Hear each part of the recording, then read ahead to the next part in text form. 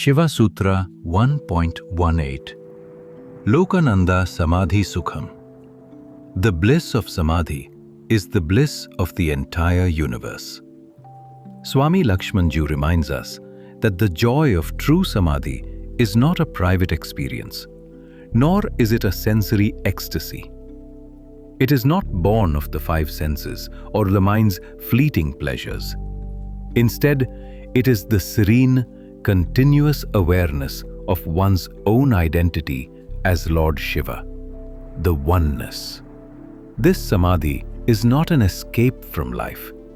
It is the recognition that all of life is already divine. The yogi who abides in this realization becomes like a still flame. Simply by resting in God consciousness, such a one radiates bliss into the entire universe. He does not need to act or preach. His state of being itself uplifts the world. The ancient Mundaka Upanishad declares, "This self is not attained through study, nor through the intellect, nor through much hearing. It is attained only through seeking itself, for the self reveals its own nature." Knowledge, intellect, and scriptures prepare the ground, but the final unveiling is a gift of the God within. The very consciousness that veils itself as multiplicity also chooses when to lift those veils. The yogi waits, yearns, and loves until the beloved reveals itself. Yet the seeker is not without a path.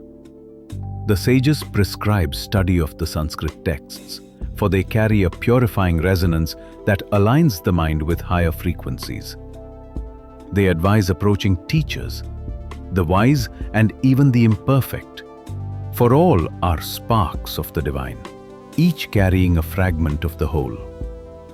They prescribe meditation and mantra, for these practices sharpen concentration and calm the restless mind, allowing the inner self to shine through. But above all, the saints insist on love of God. For what we love, we never forget. What we love fills our thoughts, our longings, our very breath. If one makes God the beloved, the first and foremost in the heart, then the current of divine remembrance flows effortlessly. In the Bhagavad Gita, Krishna tells Arjuna that the devotee who surrenders with love is exceedingly dear to him.